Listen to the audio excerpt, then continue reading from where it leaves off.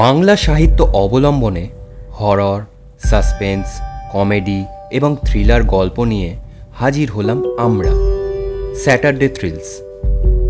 আজকের নিবেদন স্যাটারডে থ্রিলসের নিজস্ব গল্প রাতের শেষ মেট্রো। প্রধান চরিত্রে সিদ্ধার্থ, রক্তিম ও মেট্রোর লোকটা। গল্প পাঠে রাজীব। শুরু হচ্ছে রাতের শেষ মেট্রো।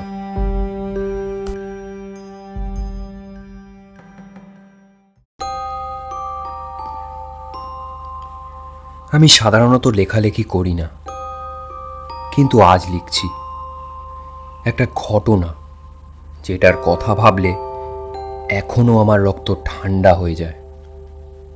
সেদিন যে আমার সাথে ঠিক কি কি ঘটেছিল তা এখনো ভাবলে আমি শিউরে উঠি।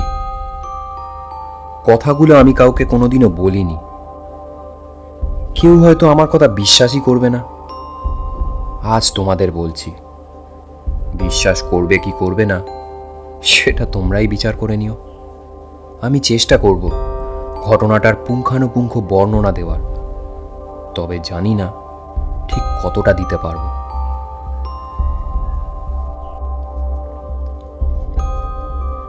আজ থেকে 2 বছর আগে, মাসটাও মনে আছে কারণ রোদের দাবদাহে মানুষ পাগল হয়ে যাচ্ছিল। জুন মাস ছিল। আমি একরকম বেকার হয়েই ঘুরছিলাম। শুধু হাত খরচটা তোলার জন্য 2টো টিউশনই করতাম। ফলে ঘর থেকে ধীরে ধীরে চাপ পড়তে লাগলো। বয়সটাও নেহাত কম হলো না, সাথে পড়াশোনাও বিস্তর হলো, কিন্তু চাকরি নেই। এমন নয় যে চেষ্টা করছি না, কিন্তু হচ্ছে না একটাও। অনেকগুলোই ইন্টারভিউ দিয়েছি, কোনোটায় কোয়ালিফিকেশনের জন্য আটকে যাচ্ছে, তো কোনোটায় স্রেফ অন্য কেউ পেয়ে যাচ্ছে। ফলে বাড়িতে চাপ বাড়তে লাগলো। আমারও কেমন জেদ চেপে গেল, এবার কিছু একটা জুটিয়েই ছাড়ব। সুযোগও এসে গেল। অনেকগুলো অ্যাপ্লিকেশন জমা করেছিলাম, তার মধ্যে একটার ইন্টারভিউয়ের কল এলো। ওদের অফিস পার্ক স্ট্রিটে, সুতরাং ইন্টারভিউটা আমায় ওখানেই দিতে যেতে হবে। সকাল সকাল বেরিয়ে পড়লাম। প্রথমে অটো করে সরোবর, ওখান থেকে মেট্রো করে পার্ক স্ট্রিট। ওখান থেকে একটু হেঁটে যেতেই অফিসটা নজরে পড়ল। অফিসে ঢুকে দোতলায় গিয়ে একটা ওয়েটিং রুম দেখতে পেলাম সামনেই। সেখানে আরও 2জন বসে আছে। আমিও তাদের একজনের পাশে গিয়ে বসে পড়লাম। একটু নার্ভাস আর অড দুটোই লাগছিল। সেটা বোধহয় পাশে থাকা ছেলেটিও বুঝতে পারল, কারণ একটা প্রশ্ন হঠাৎই তার পাশ থেকে ছুটে এলো। কি প্রথম নাকি? আমি প্রথমটায় হক চকিয়ে গেছিলাম। তারপর তার দিকে তাকিয়ে বললাম, আরে না না, দিয়েছি এর আগেও। না, আপনাকে দেখে নার্ভাস মনে হচ্ছে। ওই আর কি, যেমন সবার একটু আধটু হয় আর কি। সবার কি বলছেন মশাই? আমায় দেখুন না, এত ইন্টারভিউ দিয়েছি যে এখন আর কোনো নার্ভাসনেসই নেই। কথাটা বলে ছেলেটি একটু খ্যাক খ্যাক করে হেসে নিল। আমি হাসিটা বেমানান হবে বুঝে আর হাসলাম না। সে আবার বলল, চিন্তা করো না, হয়ে যাবে। আমি একটা সম্মতিসূচক হাসি হাসলাম। তারপর ছেলেটির সাথে বেশ কিছু কথা হলো। বাড়ি, পড়াশোনা, চাকরি, এইসব নিয়েই আর কি। জানলাম ওর নাম রক্তিম ঘোষ। ওর বাড়ি হাওড়া শিবপুরে। বাবা, বেশ দূর থেকেই আসছে ছেলেটা। আমিও তাকে আমার নাম ধাম বাড়ির সম্বন্ধে জানালাম। ছেলেটা বাড়ি অমায়িক, খুব সুন্দর হেসে হেসে কথা বলে, আচার আচরণও ভালো। আমার ছেলেটাকে ভারী ভালো লাগলো। এদিকে একে একে ডাক পড়ছে ভিতরে ইন্টারভিউয়ের জন্য। আমাদের ডাক এখনো আসেনি। কথা বলতে বলতে ইন্টারভিউ, চাকরি নিয়েই কথা উঠল।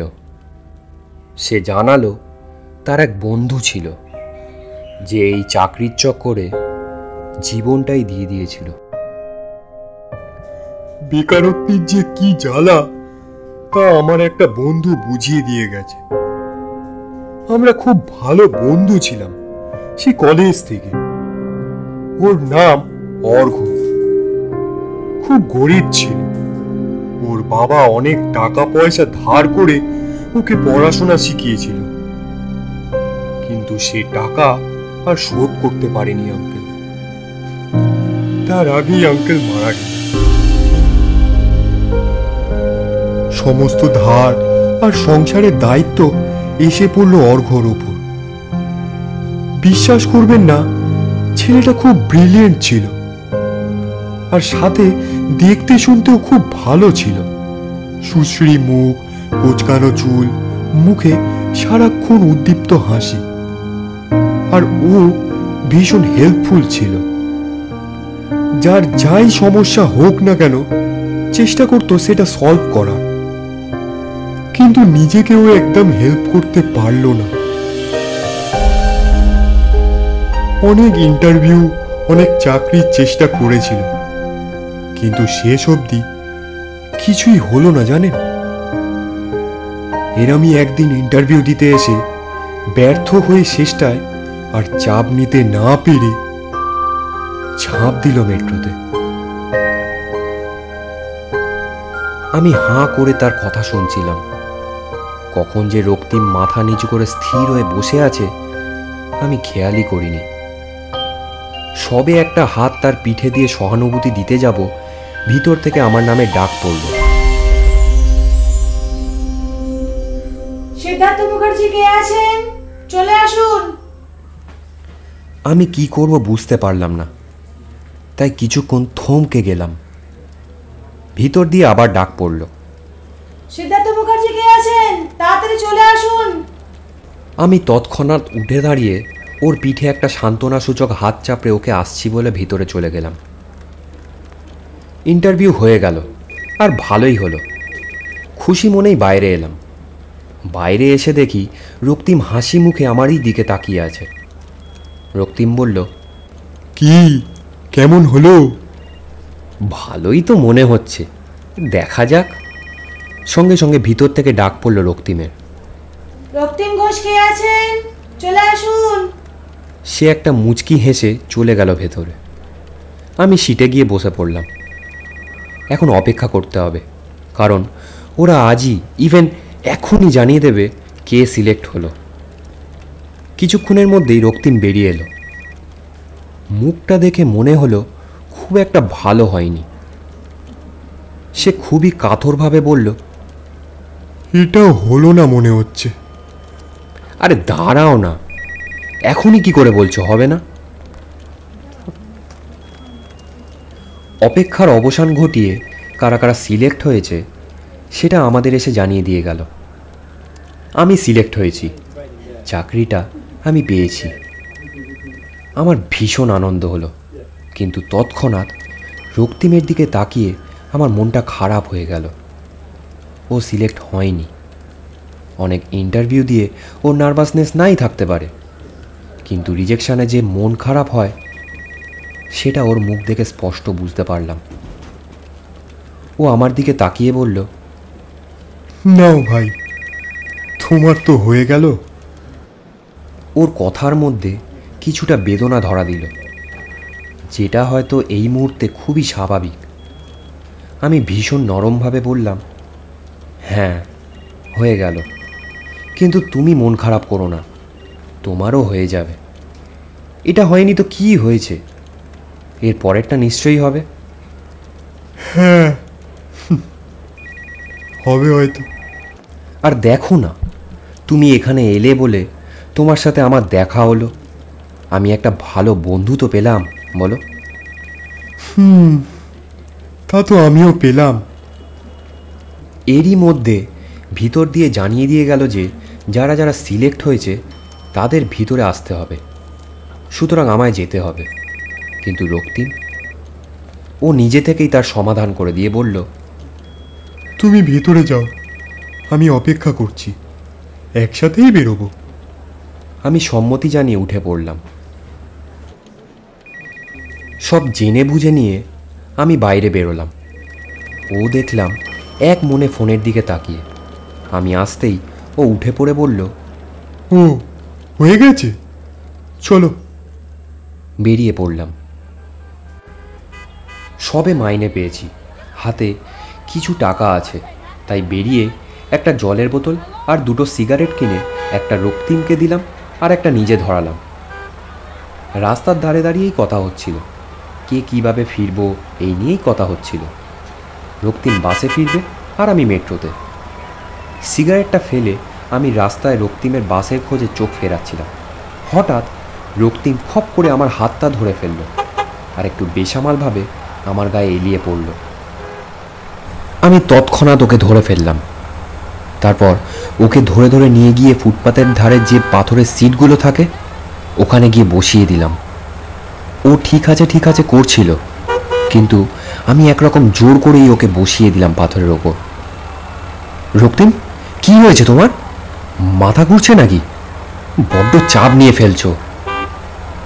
দাঁড়াও, একটু জল দিয়ে দিই, দাঁড়াও। না না, ঠিক আছে, আমি ঠিক আছে, কিছু হয়নি, একটু মাথাটা ঘুরে মতো গেছিল। তুমি ছাড়ো, অত চাপ নিও না। আমি ব্যাগ দিয়ে জলের বোতলটা বার করে ওকে দিলাম। ও জল নিয়ে প্রথমে মুখে চোখে জলের ছিটা দিল, তারপর ও নিজে খেলো।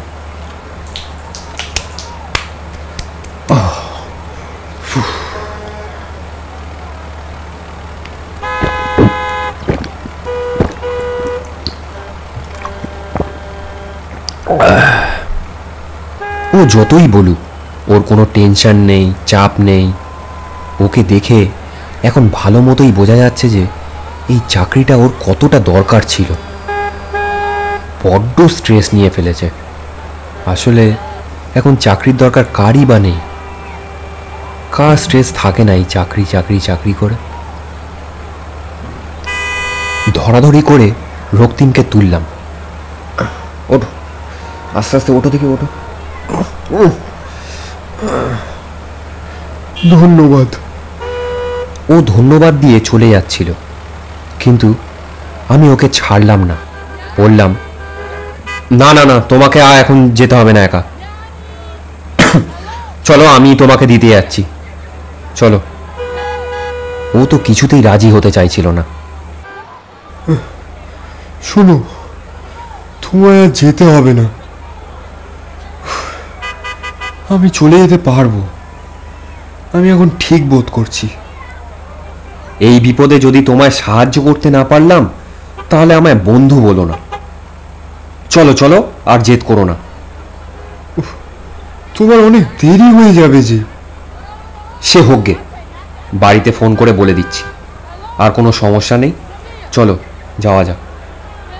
সে অস্ফুট স্বরে বলল, একটা কথা বলবো? কি বলো?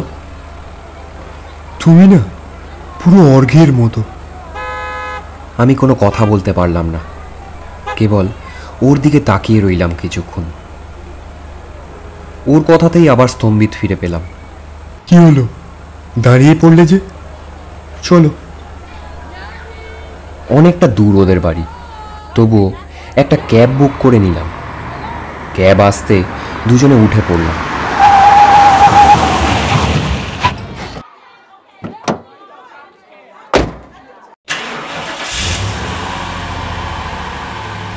ক্যাবে আরও কিছু কথা হলো। আমি রক্তিমের ফোন নাম্বারটা চেয়ে নিলাম।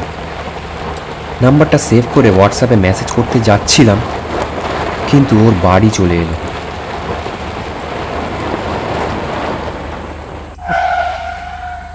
আমরা গাড়ি দিয়ে নেমে পড়লাম। ওকে বাড়ি অবধি নিয়ে যাওয়ার আগেই ওর মা গাড়ির শব্দ শুনে জানলা দিয়ে উকি দিয়ে দেখতে পেয়ে ছুটে এলো। ওকে ধরে ধরে নিয়ে যাচ্ছি দেখে মহিলা বোধহয় একটু ভয় পেয়ে গিয়েছিলেন। ওকে সবাই মিলে ঘরে নিয়ে গেলাম। ওর মা বোন ওর যত্ন সেবা করলো আর আমাকে অসংখ্য ধন্যবাদ জানালো। অনেকটাই সন্ধে হয়ে গিয়েছিল, তাই আমি তাদের জানালাম এবার আমায় ফিরতে হবে।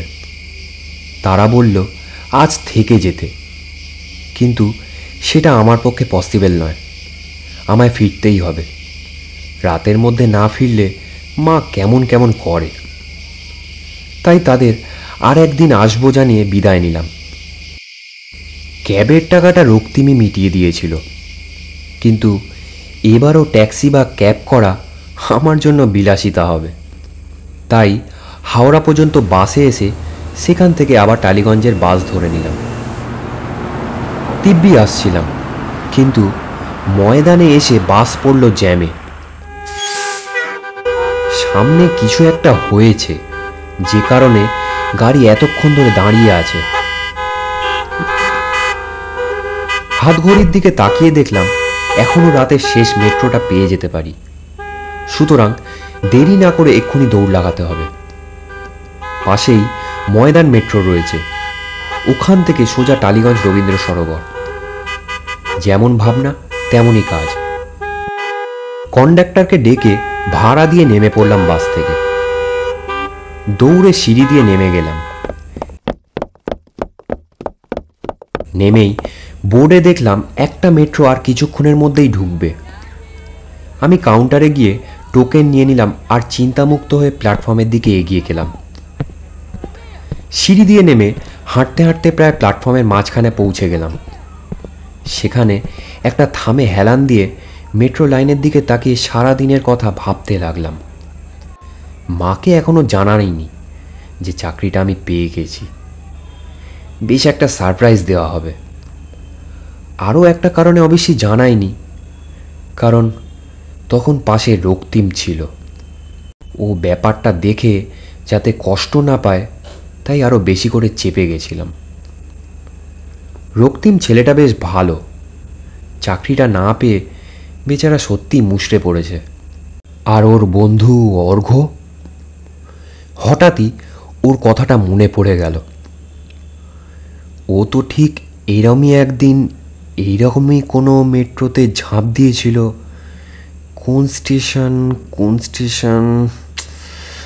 কোন স্টেশনের নাম বলেছিল রক্তিম, কিছুতেই মনে পড়ছে না।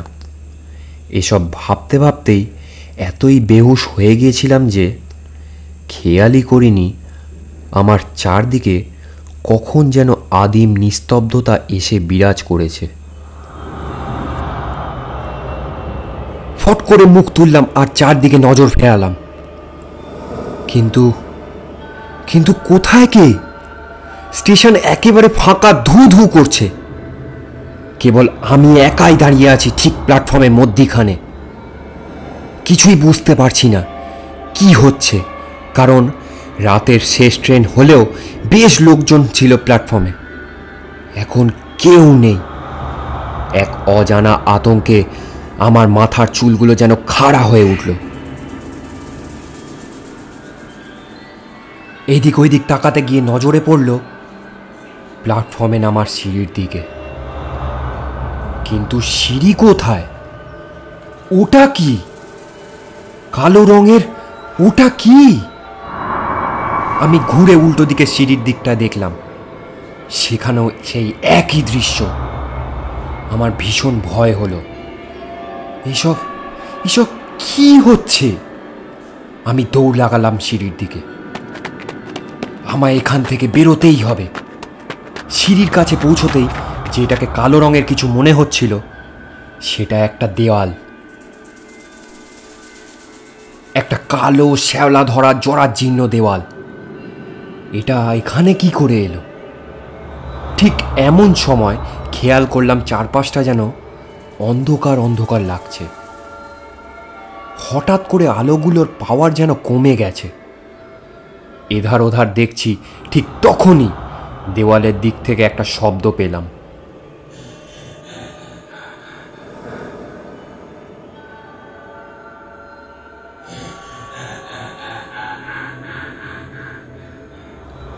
সেই দিকে ঘুরে তাকালাম আর কান পেতে রইলাম।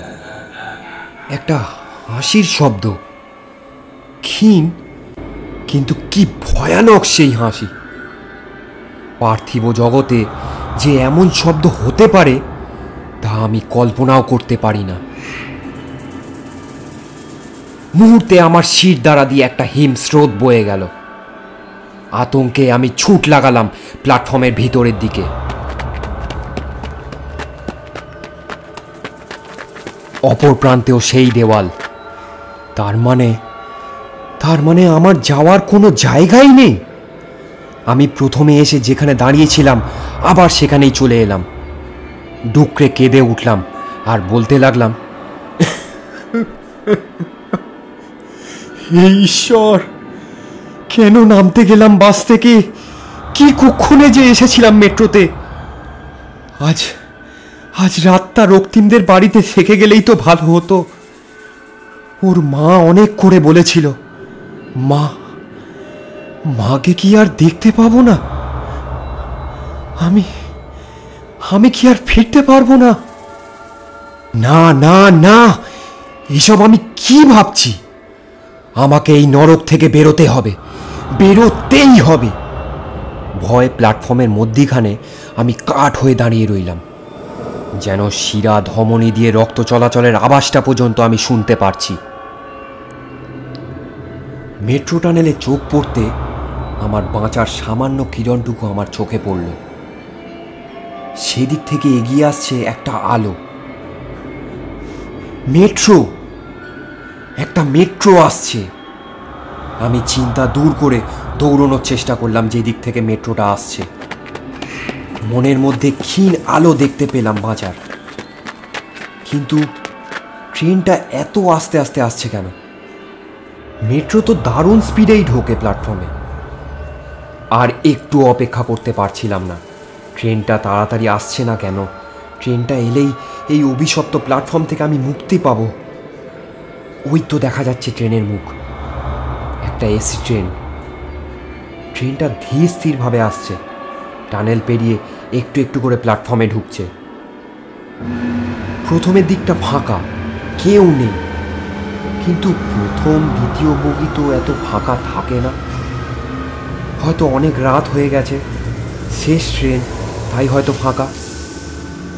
কিন্তু ততক্ষণে অত কথা আমি ভাবতে পারছিলাম না। আমার মাথায় তখন ঘুরছে কখন ট্রেনটা থামবে আর আমি তাতে চড়ে এখান থেকে চলে যেতে পারবো। ট্রেনটা আরও কিছুটা এগিয়ে এলো, আর আমিও জানলাগুলো দিয়ে ভেতরে দেখার চেষ্টা করলাম। কিন্তু এ কি? জানলাগুলোয় ও কি লেগে?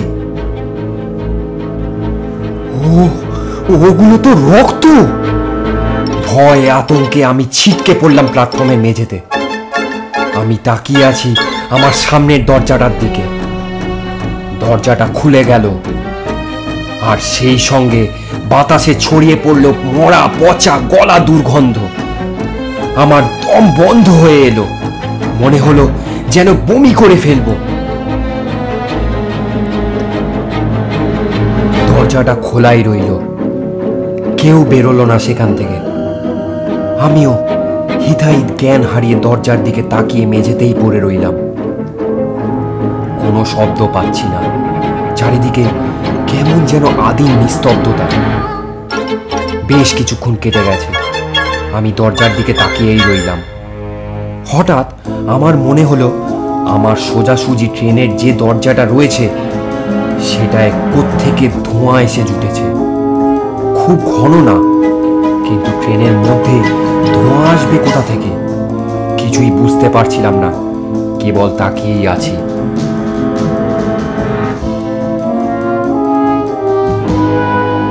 হঠাৎ আমি দেখতে পেলাম একটা মুখ, সেটা উকি মারছে দরজারই পাশ থেকে। এলোমেলো খোলা কোচকানো চুলটা সামনের দিকে ঝুলে রয়েছে, আর কপালের কোণে ওটা কি চাপ রক্তের দাগ? উন্মাদের মতো চিৎকার করে আমি উঠে দাঁড়ালাম। এক পা করে পিছিয়ে আসতে লাগলাম। তারপর কোথায় কি আছে চিন্তা না করে আমি সোজা দৌড় লাগালাম সিঁড়ির দিকে। ততক্ষণে আমি ভুলেই গেছি সিঁড়ির রাস্তা আটকে দাঁড়িয়ে আছে সেই কালো স্যাঁতস্যাঁতে দেওয়াল। সোজা গিয়ে এক ধাক্কা খেলাম দেওয়ালে। সমস্ত জগৎটা আমার কাছে কালো হয়ে এলো। জ্ঞান যখন ফিরল প্রথমেই মাথার পিছনে একটা ব্যথা অনুভব করলাম, আর তারপর মুখটা ভেজা ভেজা ঠেকল।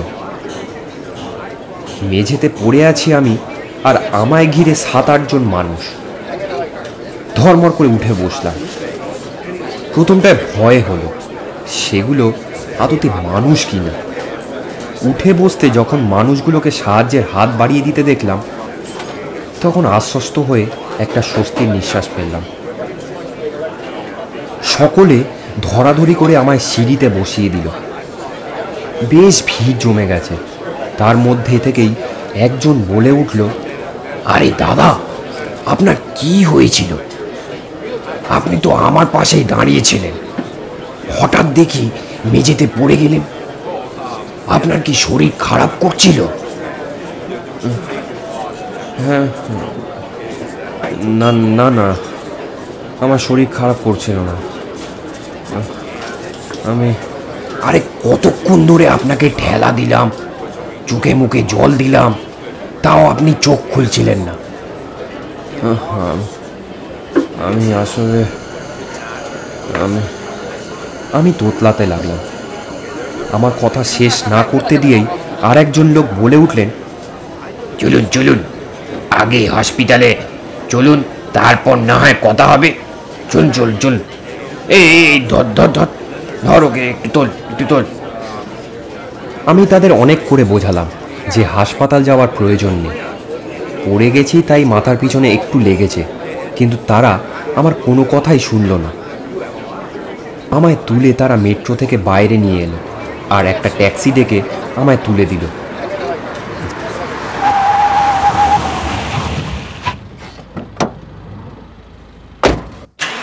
যে লোকটা নাকি আমার পাশে দাঁড়িয়েছিল মেট্রোতে, সে লোকটা আমার সাথে এলো হাসপাতালে। লোকটা একটু অদ্ভুত গোছের। এই রাতের বেলাতেও লোকটা টুপি পরে, আবার মুখে মাস্কও রয়েছে। হাসপাতালে গিয়ে ডাক্তার আমাকে চেক করলেন আপাদমস্তক। আমার পাশের লোকটিও আগ বাড়িয়ে মেট্রোতে কি হয়েছিল তা ডাক্তারবাবুকে জানালেন। ডাক্তারবাবু চেক আপ করতে করতেই সবটাই শুনছিলেন। চেক আপ করে উনি ওনার ডেস্কে বসে সামনে রাখা খাতা পেন টেনে খসখস করে কী সব যেন লিখতে বসলেন। ডাক্তারবাবু বললেন, সবই তো শুনলাম, চেক আপ করেও দেখলাম তেমন কোনো সমস্যা নেই। গরমের জন্য ডিহাইড্রেশন হয়ে গেছিল, তবে কোনো কারণে কি খুব স্ট্রেস নিচ্ছেন? আমি আমতা আমতা করে বললাম, আসলে আসলে একটা কাজের জন্য। ডাক্তারবাবু সব বুঝেছেন এমন ভাব করে বললেন, কাজের চিন্তায় শরীরটা খারাপ করলে চলবে? নিন, কটা ওষুধ দিলাম, এগুলো খাবেন, আর বেশি করে জল খাবেন। আমি একটু অপ্রস্তুত হয়ে পড়লাম। ডাক্তারের কাছ থেকে বিদায় নিয়ে আমি এবং ওই লোকটি বাইরে এসে দাঁড়ালাম। আমি ওনাকে বললাম, থ্যাংক ইউ দাদা, আপনারা অনেকটা করলেন, বিশেষ করে আপনি। এখনকার দিনে এতটা করার আগে লোকে নিজেদের কথাই আগে ভাবে। অনেক অনেক ধন্যবাদ আপনাকে। এবার আমি চলে যেতে পারবো। লোকটি আমার কথা শুনে খুশি হলেন মনে হলো, কিন্তু তিনি রে রে করে বলে উঠলেন, না না না না, ওইসব বলবেন না, ওটা মানুষের কর্তব্য। চল চল, আপনাকে ট্যাক্সিতে করে বাড়ি অবধি পৌঁছে দিয়ে আসি। আরে না না, তার কোনো প্রয়োজন নেই, আমি একাই চলে যেতে পারবো, আপনাকে আর ব্যস্ত হতে হবে না। লোকটি কিন্তু আমার কোনো কথাই শুনলেন না। জোর করে একটা ট্যাক্সি ডেকে আমায় উঠিয়ে নিজে উঠে পড়লেন। সমস্ত পথটা ওনার সাথে তেমন কোনো কথা হলো না। উনি শুধু একবার জিজ্ঞেস করলেন এখন ঠিক আছে কিনা। আমার বাড়ি অবধি গাড়িটা পৌঁছতে আমি ওনাকে আরেকবার ধন্যবাদ জানিয়ে নেমে পড়লাম।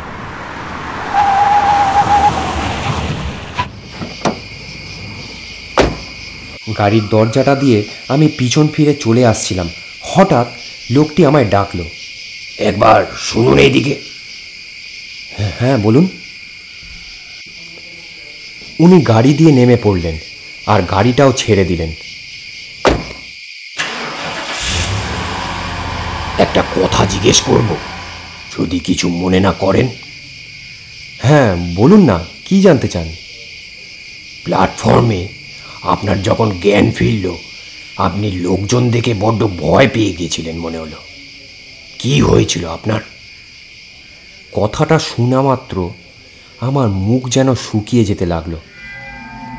আমি আমার চেনা জগতে ফিরে এসেছিলাম ঠিকই, কিন্তু ওই অন্ধকার জগৎটার ছবি কিছুতেই মাথা থেকে বার করতে পারছিলাম না। লোকটা আমার অনেক সাহায্য করেছে, ভালো মানুষই হবে নিশ্চয়ই। এই ভেবে অনেক কষ্টে প্ল্যাটফর্মে আমার সাথে ঘটা সমস্ত কথা তাকে আমি বললাম। দেখে মনে হলো লোকটা ভীষণ মনোযোগ সহকারে আমার কথা শুনছে। শুনতে শুনতে সে মাথাটা নামিয়ে মাটির দিকে চেয়ে রইল। রাতের বেলাতেও টুপি পরার দরুন এবং মুখটা নিচু করে থাকার ফলে আমি লোকটার মুখটা দেখতে পেলাম না। মুখ নামানো অবস্থাতেই লোকটা বলল, আচ্ছা, তাহলে চাকরিটা আপনি পেয়েই গেছেন? হ্যাঁ দাদা, চাকরিটা পেয়ে। কিন্তু আপনি কি করে জানলেন? বাহ বাহ, বেশ। মেট্রোতে যে মুখটা দেখেছিলেন তাকে কি আপনি চেনেন? না, অমন মুখ আমি এর আগে কখনো দেখিনি। একটু ভেবে দেখুন তো, ওই মুখের সাথে কারোর মিল পাচ্ছেন কিনা। না না বলতে গিয়েও আটকে গেলাম। হঠাৎ করে মনে পড়ল রক্তিমের কথাগুলো। মাথা নিচু করে চিন্তা করতে লাগলাম আর বিড়বিড় করে বলতে লাগলাম, দেখতে ভালো, সুশ্রী, কোচকানো চুল, মেট্রোতে ঝাঁপ, ময়দান। হ্যাঁ, ময়দান, মনে পড়েছে। ময়দানেই মেট্রোতে ঝাঁপ দিয়েছিল অর্ঘ। মাথা নত অবস্থাতেই আমি গভীরভাবে চিন্তামগ্ন হয়ে পড়েছিলাম। চটকা ভাঙল আমার সামনে থেকে আসা একটা চেরা গলার প্রশ্ন। মনে পড়েছে? দেখুন তো মুখটা এরম কিনা।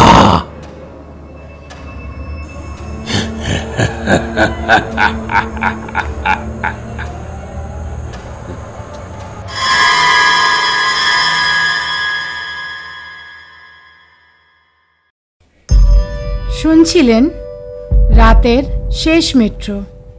গল্প পাঠে রাজীব, সমস্ত পরিকল্পনা ও পরিচালনায় শাওনি, সাউন্ড ও পোস্টার ডিজাইনে শাওনি।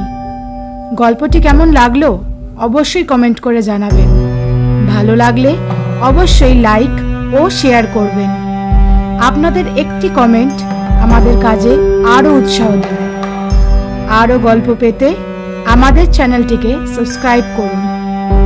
দেখা হবে পরের শনিবার নতুন এক গল্প নিয়ে, শুধুমাত্র স্যাটারডে থ্রিলসে। Keep listening.